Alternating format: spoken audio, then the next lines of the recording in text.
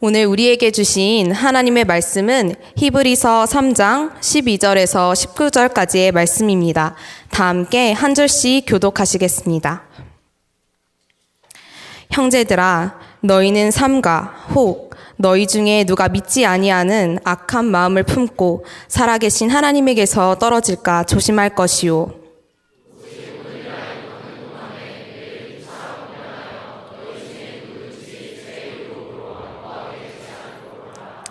우리가 시작할 때 확신한 것을 끝까지 견고히 잡고 있으면 그리스도와 함께 참여한 자가 되리라.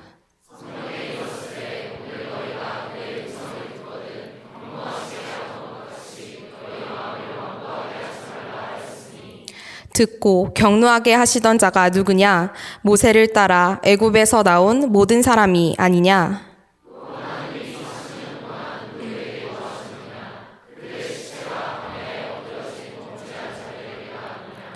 또 하나님이 누구에게 맹세하사 그의 안식에 들어오지 못하리라 하셨느냐? 곧 순종하지 아니하던 자들에게가 아니냐? 이로 보건대 그들이 믿지 아니함으로 능히 들어가지 못한 것이라.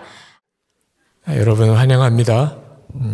여러분들 만나서 개인적으로 정말 마음이 기쁘고 할 수 있으면 한 사람 한 사람씩을 좀 만났으면 하는 마음도 간절한데 현실적으로는 불가능한 것이 좀 아쉽긴 합니다.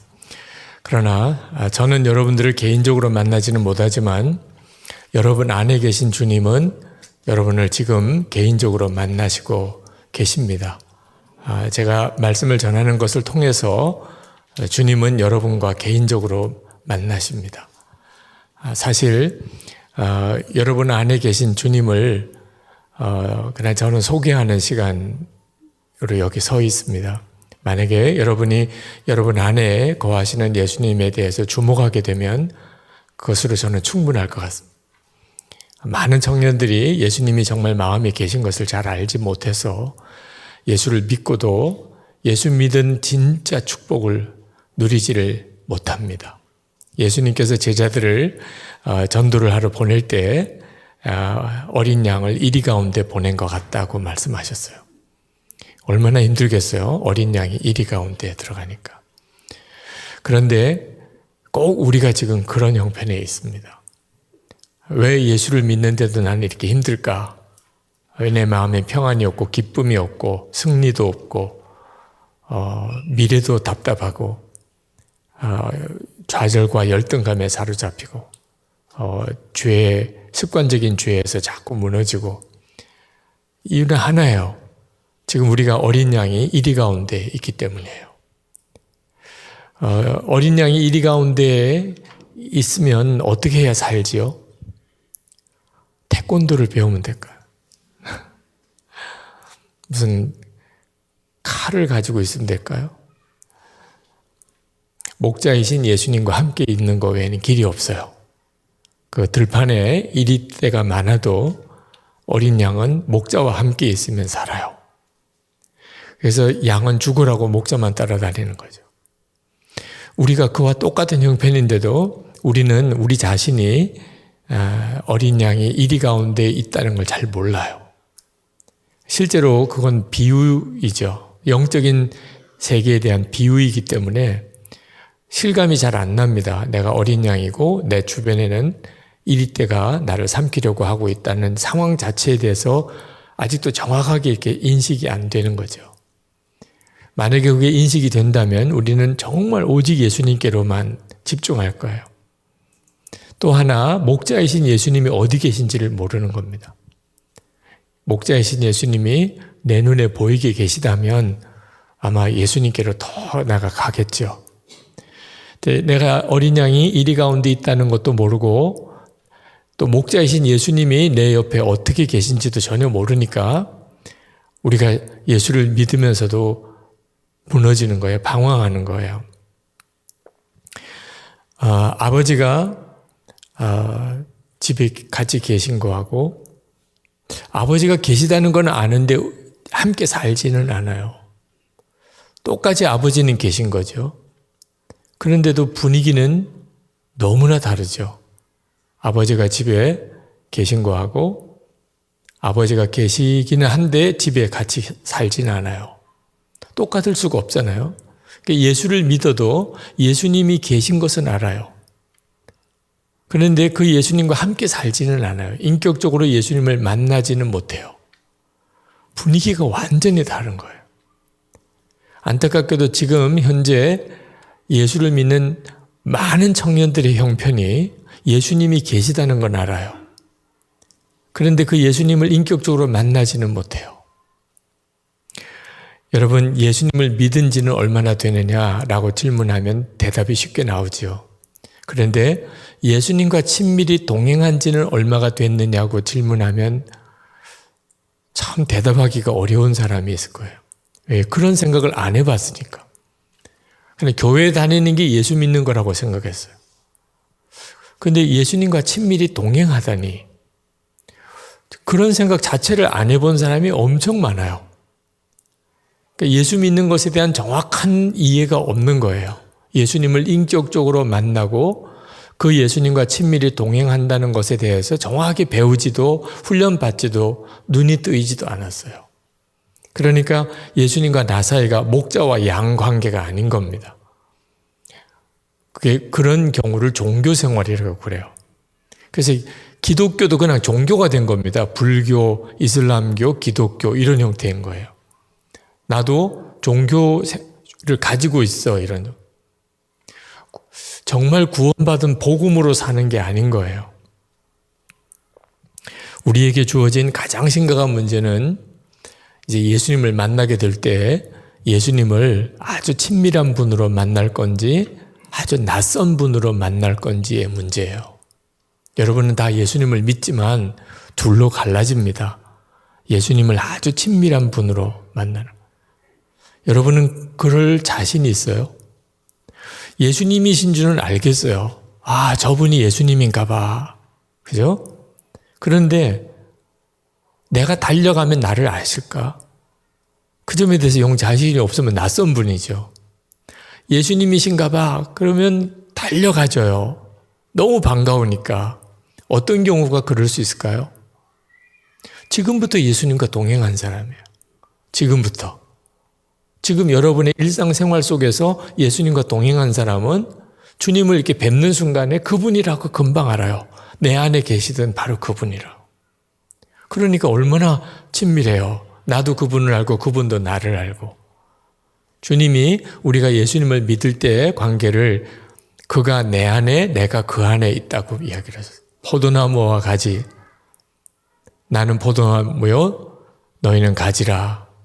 저가 내 안에 내가 저 안에 거하면 그게 예수를 믿는 거예요. 이제부터는 예수님을 이렇게 믿어야 합니다. 우리가 정말 두려운 일이 주님이 재림에 오실 때 도둑같이 오신다고 하신 말씀이 해당되는 경우입니다. 예수님이 재림에 오실 거라고 지금 전혀 생각 안 하고 있잖아요. 그런데 지금 오시면 진짜 도둑같이 오신 거잖아요. 그죠? 근데 예수를 믿고 구원받은 사람은 예수님을 도둑같이 오시는 주님으로 만나지 않습니다. 데살로니가전서 5장에 그렇게 말씀하셨어요. 주의 날이 밤에 도둑같이 이를 줄을 너희 자신이 자세히 알기 때문이라. 그들이 평안하다 안전하다 할 그때에 임신한 여자에게 해산의 고통이 이른과 같이 멸망이 갑자기 그들에게 이르리니 결코 피하지 못하리라. 형제들아 너희는 어둠에 있지 아니하며 그날이 도둑같이 너에게 임하지 못하리니. 많은 사람들에게는 예수님의 재림이 도둑같이 임해요. 그러니까 여러분 도둑이 언제 올지 조무지 모르죠. 그죠? 도둑은 노리고 있어요. 언제 이 집에 들어갈까? 그리고 몇 시쯤 들어가야 되겠다. 근데 그 집 주인은 전혀 모르죠.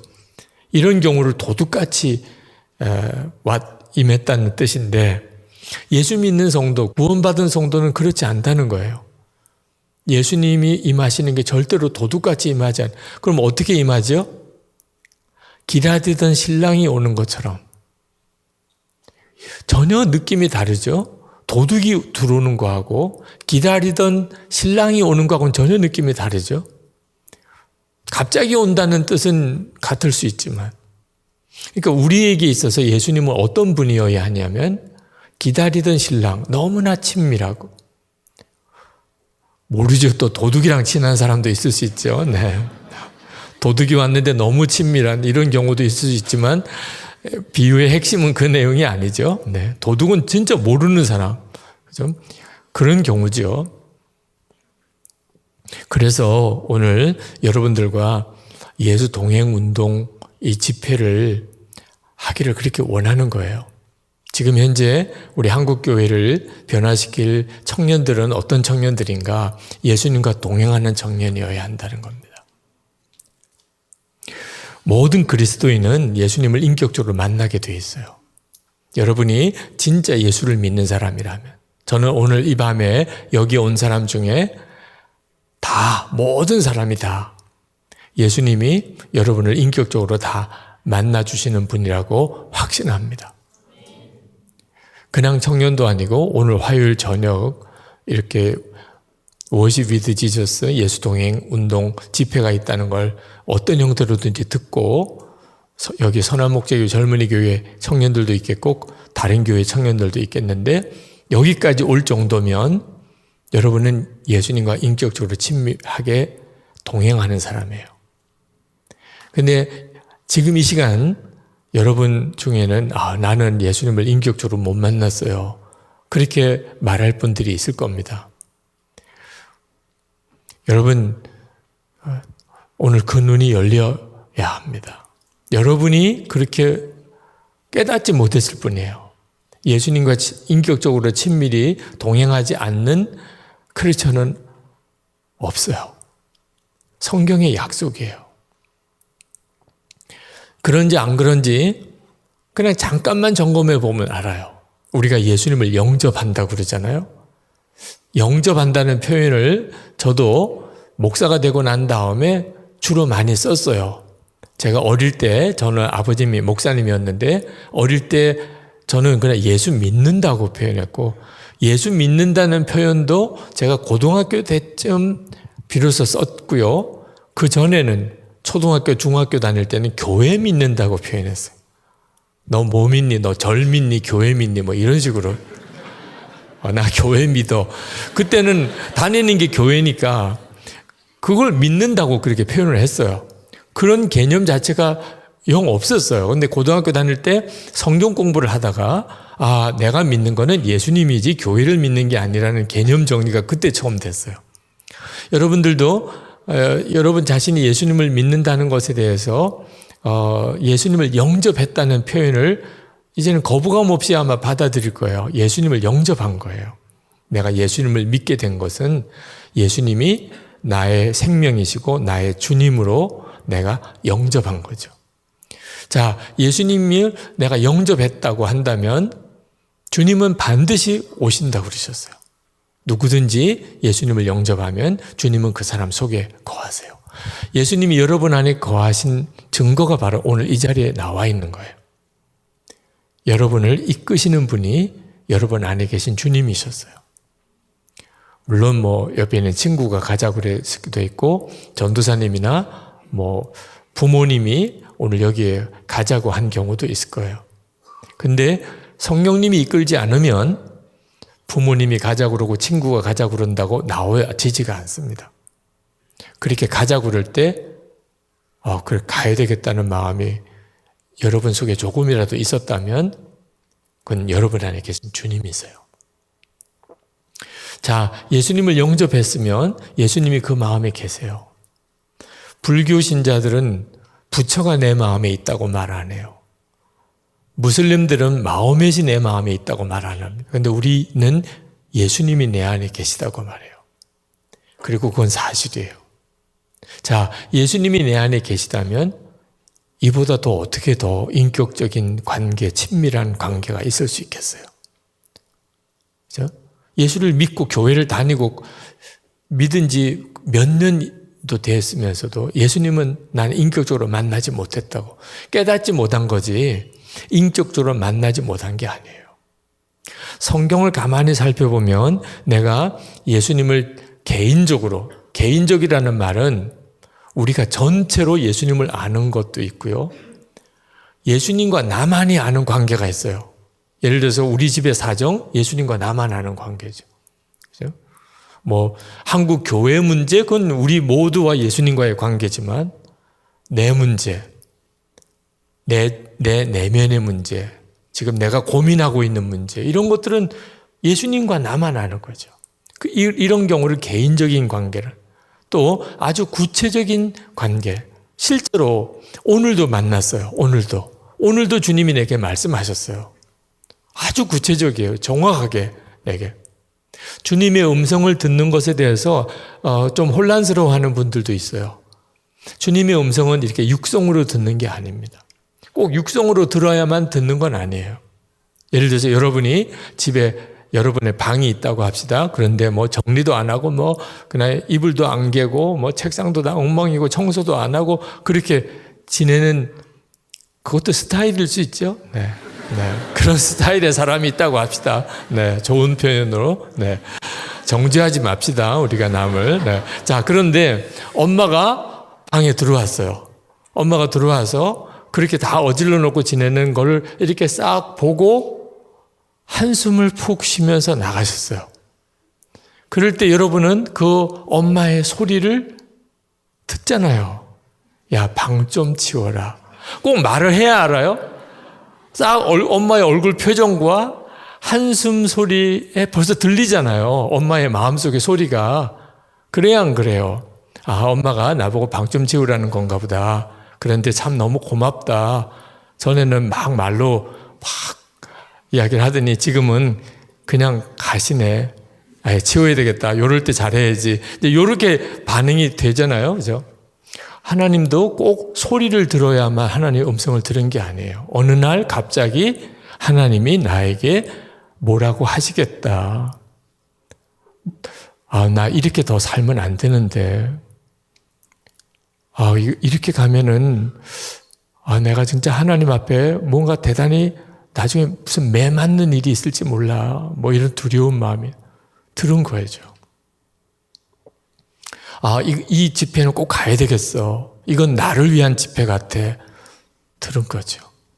내 마음에 하나님이 가지고 있는 어떤 생각이 내 마음속에 딱 떠오른 거죠. 주님은 너무나도 분명하게 여러분 안에 계세요. 아주 다양하게 여러분 지금 한 사람 한 사람에게 주님은 말씀하고 계세요. 특히 성경을 보면 확인이 돼요. 예수님을 주님이라고 이렇게 부르는 경우. 저는 예수님을 주님이라고 부르면서도 그게 얼마나 놀라운 일인지를 몰랐어요. 성경을 읽어보니까 성령으로 하지 않고는 예수를 주시라고 할 수 없다 그랬어요. 그러니까 성령 하나님이 하나님이세요. 성부와 성자와 성령 다 하나님이세요. 하나님이 내 안에 거하신 경우에만 예수님을 주님이라고 부르게 돼요. 그러니까 예수님을 주님이라고 부르는 것 자체가 너무나 놀라운 일인 거예요. 그걸 성경으로 분별을 하기 전에는 그냥 아무 생각 없이 예수님 주님 그랬던. 하나님을 아버지라고 부르는 것도 그래요. 하나님을 아버지라고 부르는 것도 성령께서 종의 영을 받지 않고 하나님께로 온 영을 받았으니 아바 아버지라 부르짖느니라.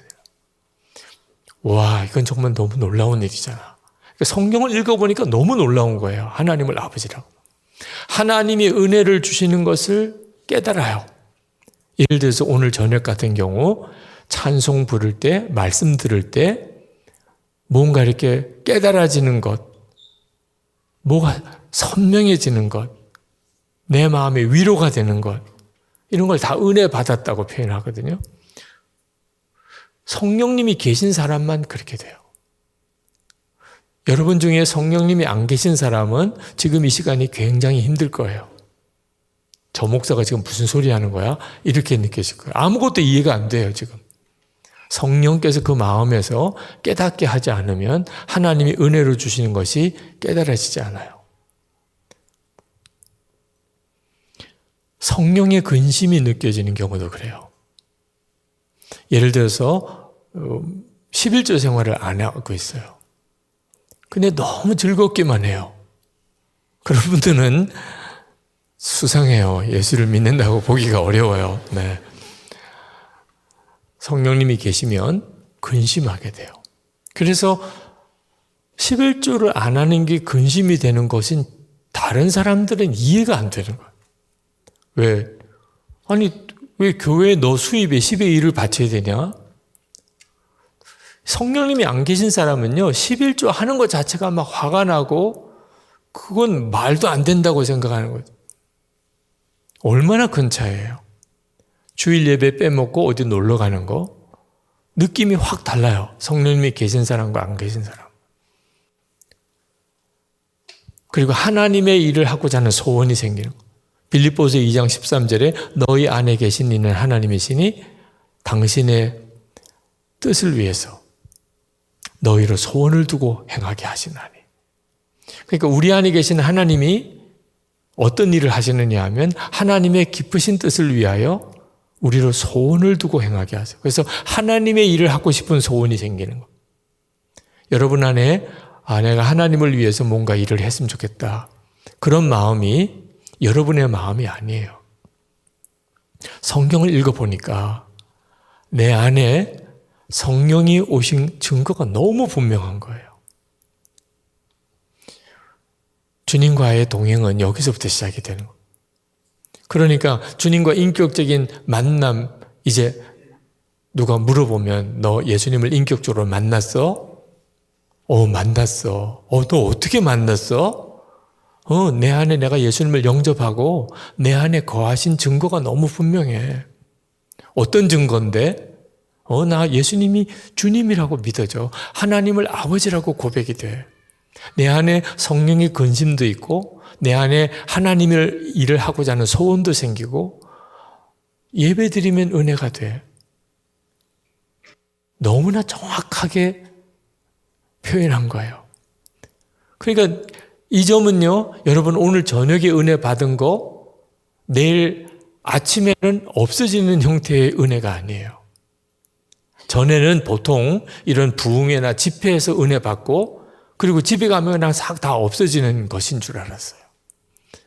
근데 여러분 안에 계신 주님에 대해서 영적인 눈이 뜨이고 나면 아침이나 점심이나 저녁이나 뭐 시험이 오나 뭐 어려운 일이 생기나 대학 실패를 했거나 직장 뭐 입사 시험에서 떨어졌거나 뭐 어디 교통사고가 나서 뭐 몸이 다쳤거나 상관없어요. 주님이 나와 함께 계시다는 것에 대해서는 조금도 변함이 없어요. 흔들림이 없어요. 그게 중요한 거예요. 그 점이 분명해야 되는 거예요. 예수님과 동행하는 삶을 살려면. 이처럼 예수님과 동행하는 삶을 사는 데 있어서 대단히 중요한 자리가 마음이에요. 여러분의 마음. 지금 여러분 안에 있는 마음이에요. 예수님께서 지금 여러분의 마음에 계세요.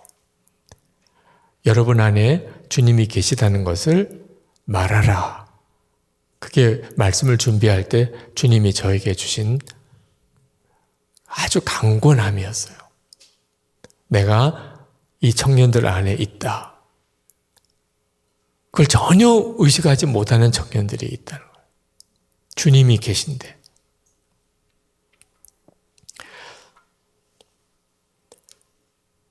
여러분이 이제부터 매일 한번 일기를 써보시면서 여러분의 매일 정말 반복되는 일상, 정말 특별할 것도 없고 짜증만 나는, 그런데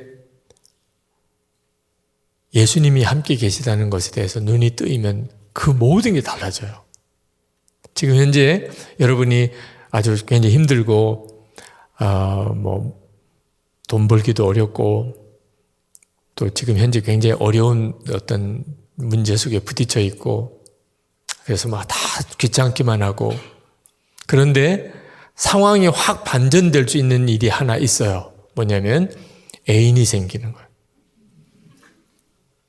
애인이 생기는 순간에 갑자기 뭐 집안도 그렇고 직장도 그렇고 뭐 학교도 그렇고 뭐 기쁠 일이 하나도 없었던 삶이 갑자기 아침에 눈 뜰 때부터 뭐 정말 다 달라져. 그 형제를 그 자매를 만날 생각만 하면 갑자기 그냥 모든 게 다 달라져요. 눈이 막 반짝거리고 그래서 사랑하면 얼굴도 이뻐진다 그러잖아요. 네. 생기가 있어요. 아니 하물며 사랑하는 사람만 생겨도 그렇게 확 삶이 바뀐다면 내 안에 계신 예수님을 진짜 눈뜨게 되면 어떻게 될까요? 정말 황홀한 일이죠. 이것을 우리가 잘 몰라요. 예수님을 내 마음에서 만나게 되는 거거든요. 내 마음에 오셨으니까. 그런데 그걸 마귀가 너무 잘 알아요. 그래서 마귀가 여러분의 마음에 온갖 생각과 더러운 것을 집어넣어주는 이유가 있어요. 지금 여러분들이 막 시달리는 문제들. 예수님을 만나는 눈을 뜨지 못하게 하는 거예요. 예수님은 여러분 안에 오셨어요. 여러분이 그 예수님을 알게 되면서부터 마귀는 정말 진짜 큰일 나게 되는 겁니다. 그런데 여러분이 전혀 예수님을 보지 못하도록 막 일을 마귀가 하는 거예요. 온 세상에 빛을 다 깜깜하게 해야만 어둠이 오는 게 아니에요. 눈 하나만 손바닥으로 가려도 세상 깜깜해지잖아요. 마귀가 예수 그리스도의 복음의 광채가 이 지구상에 드려져 있어요. 그걸 마귀가 어떻게 막을 방법이 없어요. 그런데 할 수 있는 게 있어요. 우리의 마음속에 엉뚱한 생각 하나만 집어넣어주면 그 다음엔 주님이 함께 계시든지 전혀 모르고 살아요. 여러분이 그 점을 정말 조심해야 돼요. 그 중에 대표적인 것이요, 음란이에요. 제가 아는 어느 목사님 상담을 이렇게 같이 하면서 음란한 영상에 이렇게 빠져 계세요. 목사님인데도 그러시더라고요. 근데 같이 이야기를 나누다가 고등학교 다닐 때 친구 집에 가서 자다가 옛날, 요즘에는 뭐 휴대폰, 인터넷으로 뭐 다 보지만 옛날에는 비디오 테이프 같은 게 있었어요. 근데 그 집에 아버지가 보던 비디오 테이프를 그 아들이 어떻게 찾아가지고 그걸 몰래 봤어요. 처음 봤어요. 근데 그게 확 마음에 꽂힌 거예요. 그리고는 뭐 그냥 고등학교 졸업했고 신학교 들어갔고 그리고 목사까지 됐어요. 근데 계속 그런 음란한 영상을 보고 있는 거예요. 시간만 되면, 혼자만 있으면, 밤만 되면. 진짜 무섭죠? 네. 이 음란의 영이라고 하는 게 있는 걸 많은 사람들이 잘 몰라요.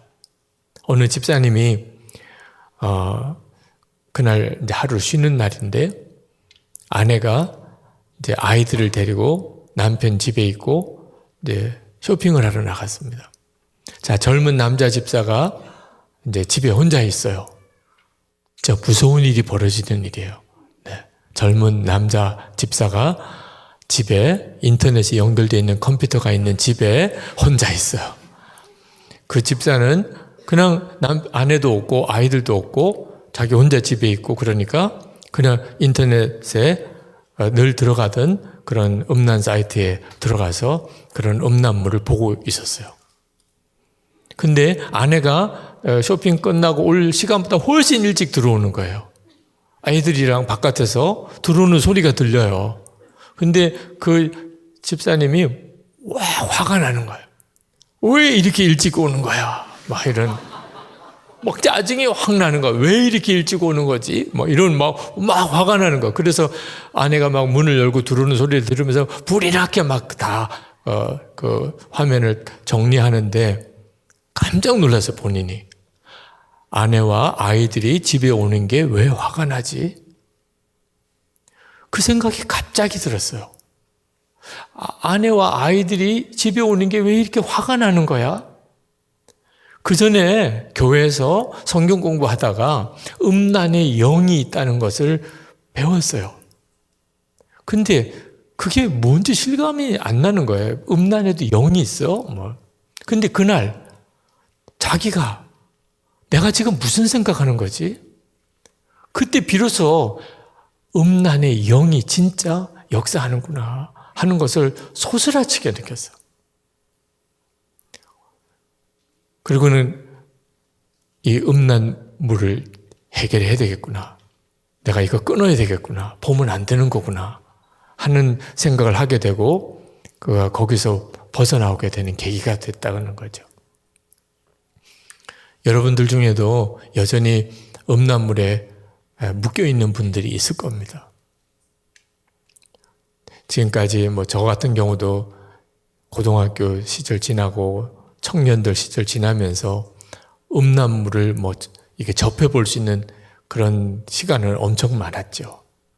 누가 이길 수 있겠어요? 그 음란물의 유혹을. 그 자극을 말이에요. 진짜 무서워요. 마귀가 전 세계에 무섭도록 음란의 영으로 덮고 있어요. 우리나라는요, 그 중에서 대표적이에요. 우리나라 미래의 소망이 있을까? 대한민국의 남자나 여자나 특히 젊은이, 학생들, 어린아이들까지 음란물에 이렇게 사로잡혀져 있어. 정신세계가 어떻다는 뜻이죠? 음란의 영에 다 묶여 있어요. 그럼 우리나라의 미래는 어떨까요? 심각한 거예요. 예수를 믿고 교회를 다녀도요, 실제로 자기의 마음의 영혼은 음란에 뺏겨 있는 친구들이 많습니다. 그 음란의 실상을 모르기 때문에 그렇습니다. 아마 영적인 눈이 뜨이고 나면 보라고 그래도 안 볼 거예요. 여러분이 여러분의 마음을 잘 지켜내지 못하면 그러면 여러분의 마음이 음란의 종이 됩니다. 교회에 적당하게 나가게 해요. 겉으로는 예수 믿게 해요. 마귀가 얼마든지 허락해요. 네, 마음을 음란의 영이 딱 사로잡고 있어요. 마음은 완전히 뺏겨 있는 거죠. 그러면 어떻게 살죠? 교회 다녀도 실제로 전혀 믿음의 승리가 없어요. 성령의 열매도 없고요. 기도의 능력도 없고 아무 능력도 없어요. 그냥 껍데기만 예수 믿는 사람이에요. 세상 사람하고 똑같아요. 아무것도 오히려 더 비참해져요. 이게 진짜 무서운 거죠. 그런 기독교인들이 정말 많습니다. 마음을 완전히 뺏겨버리는 거죠.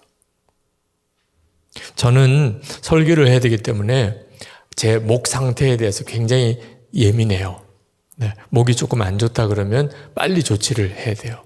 전에는 그런 잘 몰랐을 때는 막 목이 상해서 설교를 못할 때도 있었고 듣기가 굉장히 힘들게도 그렇게 내버려 뒀죠. 근데 지금은 목의 상태가 안 좋다 그러면 금방 조치를 해요. 근데 이 목의 상태보다도 훨씬 중요한 게 마음이에요. 여러분도 여러분들 나름대로 뭔가 이렇게 조심하는 것들이 있을 거예요. 근데 어떤 것보다도 중요한 게 여러분의 마음의 상태예요. 여러분의 마음이 만약에 완고해지면, 마음도 부드러워지고 완고해지는 두 가지가 있어요. 마음이 굳어지면 하나님에게서부터 떨어질 수 있다는 걸 알아야 돼요. 오늘 읽은 말씀에 보면 히브리서 3장 12절에 형제들아 너희는 삼가 혹 너희 중에 누가 믿지 아니하는 악한 마음을 품고 살아계신 하나님에게서 떨어질까 조심할 것이에요. 예수를 믿고도 떨어질 수 있을까? 성경은 그렇다고 이야기하고 있어요. 히브리서에. 지금 이 말씀은요, 예수님을 믿는 사람에게 한 이야기일까요? 안 믿는 사람에게 한 이야기일까요? 믿는 사람에게 한 이야기예요, 지금. 그런데 말씀하셨어요. 살아계신 하나님에게서 떨어질까 조심하라는 거예요.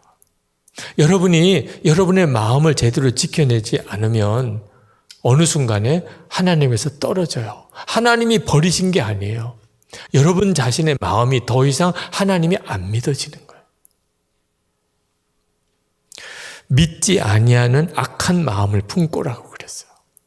믿어지지 않는데 어떻게 믿어? 어느 순간에 여러분은 오늘 이렇게 교회를 나왔지만 5년 뒤에도 여전히 이런 집회에 나올지 아닐지는 장담 못해요. 완전히 교회를 떠난 사람들 중에요, 어느 한순간에는 정말 성령 체험을 하고 불같이 뜨거웠던 분들도 있었어요. 여러분이 언제까지나 이런 믿음이 될 수 있는 보장은 없어요. 어느 순간에 여러분 안에 안 믿어지는 걸 안 믿어지는데 어떻게 해요? 이게 진짜 믿지 아니하는 악한 마음을 품고, 마음을 제대로, 마음이 중요한 줄을 모르면요, 마귀가 끊임없이 여러분의 마음에 마귀가 주는 생각을 계속 집어넣어주고 나중에는 가룟 유다에게 한 거 그대로 해요. 가룟 유다에게 처음에는 생각을 집어넣어줘요. 예수를 팔 생각을. 그 다음에는 마귀가 들어가 버립니다. 아나니아와 삽비라가 헌금한 거 일부를 감추었다가 죽어나가죠. 그때도 똑같아요. 마귀가 아나니아와 삽비라의 마음에 하나님을 속일 마음을, 생각을 집어넣어주고 나중에는 아나니아와 삽비라가 그 마귀를 품어요. 그리고 죽어나가요. 이런 일이 모든 그리스도인들이 다 겪는 일이에요. 근데 그게 얼마나 심각한 건지를 인식하지 못하는 거예요. 자기 마음이 중요하다는 걸 모른다는 거죠. 그래서 항상 우리 마음을 점검하며 살자는 겁니다. 13절에 오직 오늘이라 일컫는 동안에 매일 피차 권면하여 너희 중에 누구든지 죄의 유혹을 완고하게 되지 않도록 하라. 우리에게는 매일 피차 서로 권면하면서 마음이 완고하지 않도록 지켜줄 관계가 있어야 돼요. 설교하면서 여러분 온유한 마음을 가져야 됩니다. 부드러운 마음 가져야 됩니다. 여러분의 마음을 잘 지키십시오. 아멘. 우리 통성으로 기도합시다. 주여 제 마음을 지켜주소서. 그리고 다음 주에 굳어져 있는 상태에 있는 사람을 봐요. 설교로 해결이 안 되더라는 거예요. 설교할 때는 아멘이었어요. 당장 오늘 저녁부터 내일 여러분이 여러분의 마음을 지키지 않으면 마귀가 실제로 여러분의 마음을 사로잡아 버려요. 중요한 것은요, 그렇게 서로 매일 마음이, 오늘 내가 정말 주님을 바라보고 살았어. 오늘 나 정말 마음을 세상에 뺏겨버렸어. 엉뚱한 생각하고 살았어. 이런 것들을 매일 서로 점검해주는 관계가 있어야 된다는 거예요. 예수 동행 일기를 쓰고 그 일기를 서로 나눈 방에서 나누며 살자고 하는 이유예요. 청년들에게 이 일을 정말 하라고 권해주는 이유예요. 여러분은 지금부터 예수님과, 마음에 오신 예수님과 동행하는 삶을 꾸준히 살아가기만 하면, 지금 어떤 직장에 있든지 학교를 다니든지 또는 직장이 없든지 이런 조건하고는 상관이 없어요. 여러분이 진짜 주님과 동행한다면, 요셉은요 종으로도 팔려갔고 감옥에도 끌려갔던 사람이에요. 다윗은 사울이 죽이려고 쫓아다녀서 아골람 굴 속에, 짐승들이 사는 굴 속에서 살아야만 됐던 사람이에요. 형편처지가 여러분의 미래를 책임져 주는 게 아니에요.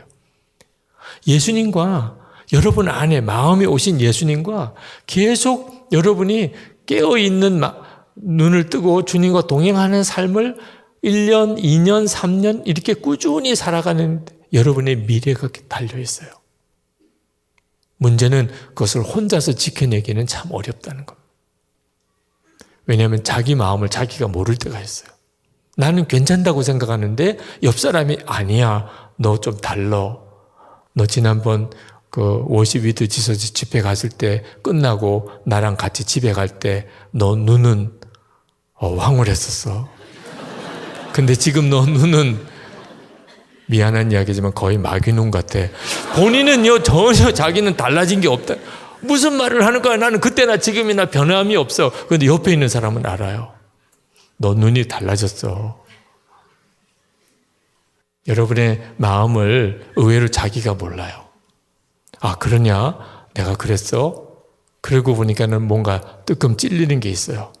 아, 벌써 그게 얼굴 표정에 나타나나 보다. 처음 만나는 사람이야 모르겠지만 늘 교제하는 사람은 알아요. 너 달라졌구나. 여러분이 주님과 동행하는 삶을 시작하면요, 금방 그런 이야기 들어요. 부모님이나 옆에 있는 친구들이나 너 많이 달라졌다. 너 전에 교회를 다녀도 너 전에는 이러지는 않았어. 주님과 그냥 주님을 바라보고 살았던 것뿐이에요. 주님을 바라보면서 꾸준히 그냥 그렇게 산지 한 주일이 지났고 2주일이 지났는데 벌써 그렇게 들려요. 그게 바로 1년이 되고 2년이 되어보세요. 진짜를 붙잡으시라는 거예요. 여러분의 인생을 정말 책임져 주실 수 있는 분은 여러분 안에 계신 예수님이에요. 지금 히브리서 기자가 그렇게 마음이 강팍해지지 않도록, 마음이 굳어지지, 완고해지지 않도록 권하는 내용의 예가 출애굽기 17장 내용이에요. 출애굽기 17장 내용이 무슨 내용이냐면 이스라엘 백성이 출애굽하고 난 다음에 광야를 지나다가 그들이 물이 떨어졌어요. 마실 물이 없어요. 여러분, 광야를 이렇게 지나다가 마실 물이 떨어지면 어떻게 해야 돼요? 목이 마르니까 고통스럽긴 하죠. 그러니까 모세에게 찾아가서 모세, 물이 없어요. 우리가 마실 물이 없어요. 모세, 우리 하나님께 좀 기도해 주세요. 하나님이 우리를 홍해도 가르시고 그리고 불기둥, 구름기둥으로 인도하시고 매일 만나도 주시는데 우리에게 물도 주실 수 있잖아요. 하나님 물 주시라고 기도 좀 해주세요. 이렇게 할 수 있잖아요. 그죠? 그죠? 근데 이스라엘 백성들 어떻게 했냐고요? 모세! 우리를 죽이려고 작정한 거야. 뭐 이렇게 나왔다는 거예요. 진짜 모세가 생각할 때 정말 두려워서 하나님 앞에 나가서 하나님 저들이 나를 죽이려고 합니다. 그까지 이야기했을 정도로. 얼마나 소리 지르고 모세에게 협박조로 와서 막 항의하고 그랬는지 모세가 정말 이러다가 내가 죽지 이런 생각이 들 정도로 그랬다는 거예요. 그게 무슨 뜻이죠? 이스라엘 백성들이 실제로는 모세에게 소리를 질렀지만 하나님에게 소리 지른 거예요. 하나님이 눈에 보이지 않는 거예요. 그러니까 자기가 지금 하고 있는 일이 어떤 일인지를 전혀 스스로가 분별이 안 되는 겁니다. 이게 무서운 거예요. 우리가 예수님이 내 마음에 계신데 예수님을 전혀 의식이 안 돼요. 그러니까 엉뚱한 짓을 하는 거예요. 예수님이 나와 함께 계시면 있을 수가 없는 일을 하는 거예요. 한 번은 CCC 집회 금식 수련회 갔다가 그날 간증한 친구가 저녁 집회 끝나고 난 다음에 나오는데 쫓아 나오더라고. 참 귀한 간증을 했어요. 나도 은혜가 됐어요. 그런데 쫓아 나오더라고. 그래서 나는 인사를 하려고 그렇지 않아도 너무 간증에 은혜 받았다고 나도 이야기를 해주고 싶은데 막 뛰쳐나오길래 너무 반갑게 만났더니 질문이 있다는 겁니다. 목사님 질문이 있습니다. 뭐냐고 그랬더니 오늘 목사님이 예수님이 우리 마음에 늘 함께 계신다고 설교하셨는데 그게 사실이냐는 거예요. 그렇지. 예수님은 우리 안에 늘 같이 계셔. 그러니까 이 친구가 거의 울상이 됐어요. 자기는 자기가 주님이 기뻐하지 않는 어떤 일을 하거나 행동을 하게 되면 주님이 자기를 떠나는 줄 알았대요. 그래서 주님 다시 오세요. 주님 다시 오세요. 그동안에 그렇게 기도를 했대요. 회개할 때마다 주님 다시 오세요. 주님이 자기 안에 계시다가 내가 마음에 안 들면 떠나는 줄 알았대요. 그 자체도 사실 두려운 일이죠. 회개하면 다시 오시고 그런 줄 알았대요. 근데 오늘 말씀을 듣다가 주님은 계속 내 안에 계시다. 내가 그러면 그때 그런 정말 말도 안 되는 부끄러운 짓, 말도 안 되는 행동을 할 때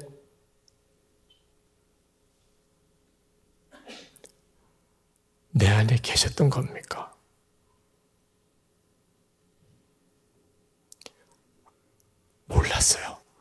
목사님, 저는 진짜 그걸 몰랐어요. 예수님이 정말 내 안에 그때 계속 계셨다는 거. 내가 하는 행동, 내가 하는 짓 다 보고 계셨다는 거. 그리고 그것으로 인해서 근심하시고 고통당하시고 계신 걸 자기가 몰랐다. 그러면서 그냥 막 우는 거예요. 모르니까 그렇게 하는 거예요. 예수님이 내 안에 계신 것도, 그리고 그 주님이 내 모든 삶 속에 함께 계시는 것도 모르니까, 의식을 못하니까, 그게 믿어지지 않으니까 막 소리도 지르고, 집에서 부모님한테도 소리 지르고, 직장 동료들한테 소리 지르고, 뭐 어디 가서 뭐 술을 마시면 또 술 주정도 하고, 음란한 것도 보고, 예수님을 모시고 말이에요. 그게 지금 이스라엘 백성들의 죄였어요. 그때나 지금이나 이건 대단히 중요해요. 히브리서 3장 7절부터 읽어보면 이렇게 말씀하고 있습니다. 그러므로 성령이 이르신 바와 같이 오늘 너희가 그의 음성을 듣거든 광야에서 시험하던 날에 거역하던 것 같이 너희 마음을 완고하게 하지 말라. 거기서 너희 열조가 나를 시험하여 증험하고 40년 동안 나의 행사를 보았느니라. 그러므로 내가 이 세대에게 노하여 이르기를 그들이 항상 마음이 미혹되어 내 길을 알지 못하는도다 하였고 내가 노하여 맹세한 바와 같이 그들은 내 안식에 들어오지 못하리라 하였다 하였느니라. 구원은 받았는데 출애굽은 했는데 주님의 안식에는 들어가지 못하는 이스라엘 백성들이 되어버린 거죠. 그러므로 여러분, 예수님을 정말 하였다는 사실을 항상 명심해야 돼요. 화내는 일 조심해야 돼요.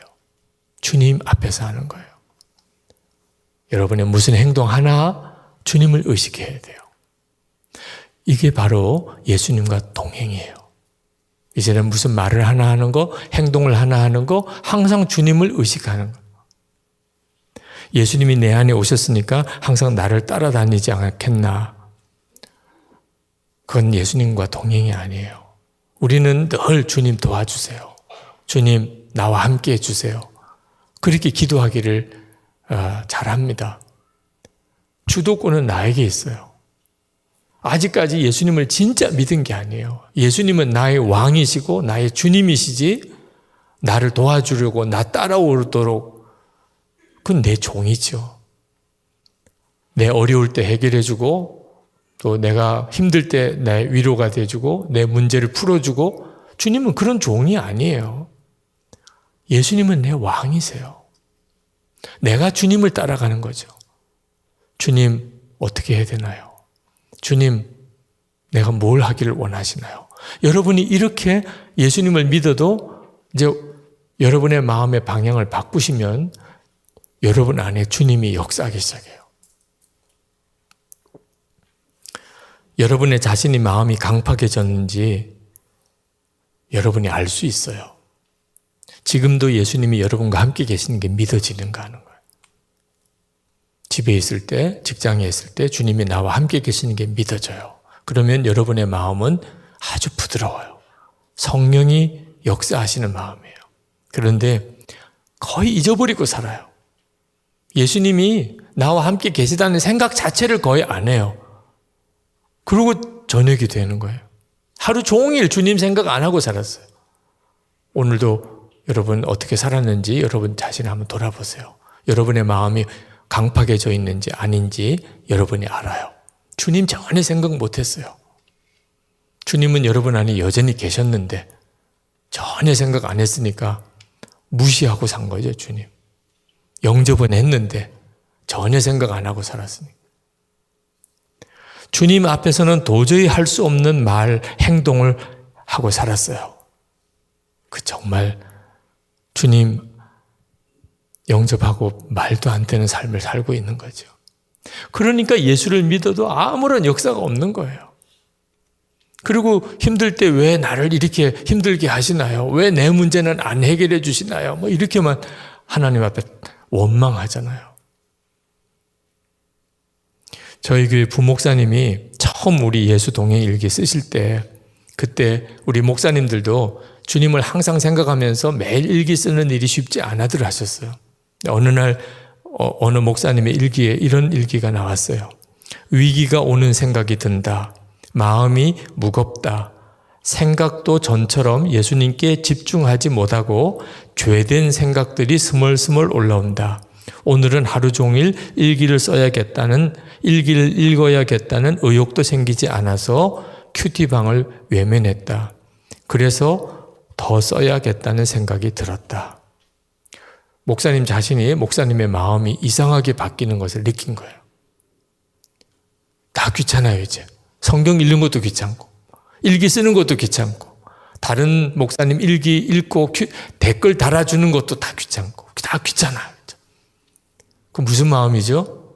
내 마음이 무섭게 지금 완고해져 가고 있는 겁니다. 성령님께 반응하는 마음이 아니에요. 아, 그래서 내가 일기를 계속 써야 되겠구나. 아, 내 마음이 이상하게 변하네. 여러분이 여러분의 마음을 정말 점검하고 살아야 돼요. 그리고 서로 점검해 줄 수 있는 관계가 맺어져야 돼요. 저는 전에 이런 청년들이 모이는 집회 때 어떻게 하면 불이 내리는 어떤 성령의 체험을 청년들에게 줄 수 있을까? 그런 체험이 성령들의 신앙을 확 바꿀 줄 알았어요. 그런데 이제 한참을 지나고 보니까 그런 체험이 일어났던 집회는 여러 번 했었지만 그렇다고 청년들의 삶이 바뀌는 게 아니더라고요.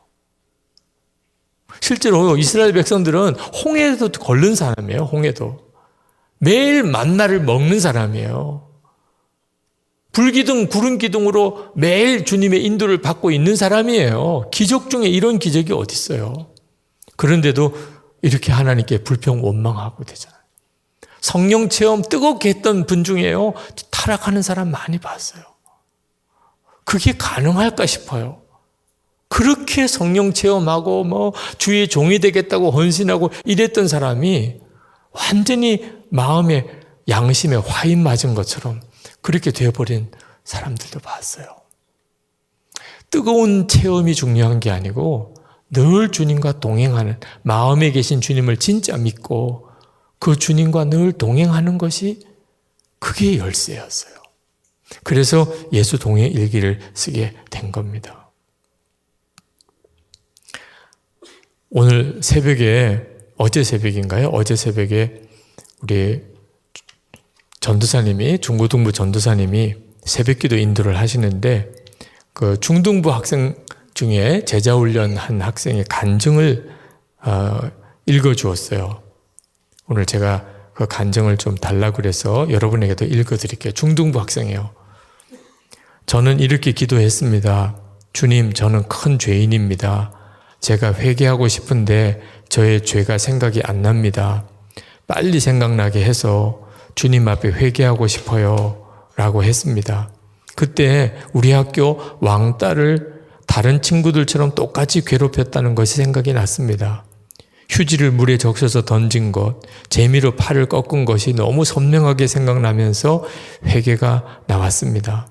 제가 기도하면서 그렇게까지 운 적은 처음이었습니다. 그때 제 마음속에 한 음성이 들렸습니다. 그 친구를 전도해라 라는 음성이었습니다. 제가 들은 첫 음성이었습니다. 저는 순종하겠습니다 라고 기도했습니다. 다음날 그 친구를 전도해야겠다는 열정으로 학교에 갔습니다. 그 친구를 만나러 가보니 괴롭히는 애들에게 둘러싸여 있었습니다. 저는 그 순간 화가 치밀어 올라 제 손에 들고 있던 피구공을 던졌고 하필 그때 학생부 선생님이 뒤에서 지켜보고 있었습니다. 저는 한쪽 귀를 붙잡혀 학생부로 끌려갔습니다. 전도하러 갔다가 벌점 3점만 받고 나온 것입니다. 그래도 포기하지 않고 그 친구 반에 가서 나랑 같이 교회 갈래? 라고 물었습니다. 그 친구는 활짝 웃으면서 같이 가겠다고 했습니다. 저는 그때 너무 기뻤습니다. 왕따 시켰던 제 모습을 회개하자 전도의 기회를 주신 것입니다. 주일 전날에 그 친구에게 전화를 했는데 친구가 부모님이 반대하셔서 못 가게 되었다고 했습니다. 저는 마음이 무너졌습니다. 주님 죄송합니다. 주님의 약속을 못 지켰습니다. 라고 기도했습니다. 그때 주님은 오히려 이런 마음을 주셨습니다. 나는 내가 순종해서 기쁘다. 라고 말씀해 주셨습니다. 이처럼 은혜 받은 말씀을 제가 삶에 적용한 것은 정말 처음이었습니다. 지금도 그 친구에게 저는 좋은 친구입니다. 자, 중등부 아이인데도요, 주님이 정말 마음에 계신 것을 이렇게 체험해요. 그것을 일기로 기록을 해보니까 그런 사건들이 자기 삶 속에서 너무 놀라웠게 나타나요. 문제는 이제 이 아이가 얼마나 이것을 주님과의 교제를 지속해 갈 수 있느냐 하는 겁니다. 만약에 그럴 수만 있다면 저는 이 아이를 통해서 주님은 엄청난 일을 하실 거예요. 여러분들에게도 주님이 오늘 여기까지 오게 하신 것 자체가 사실은 아주 의미 있는 사건이에요. 여러분의 모든 생활이 오늘 여기에 온 것과 같은 패턴의 삶을 살아갑니다. 어떻게 갈 건지 주님은 여러분을 이끄실 분이에요. 따라갈지 안 따라갈지는 여러분이 할 일이에요. 순종의 걸음을 디뎌 보기 시작하면서부터 여러분은 주님을 바라보는 눈이 점점점 열리기 시작해요. 처음에는 굉장히 일상적인 생활 속에서 그냥 아무것도 아닌 일들 속에 주님이 여러분을 이끄시는 것 같아요. 그 훈련이 반드시 필요해요.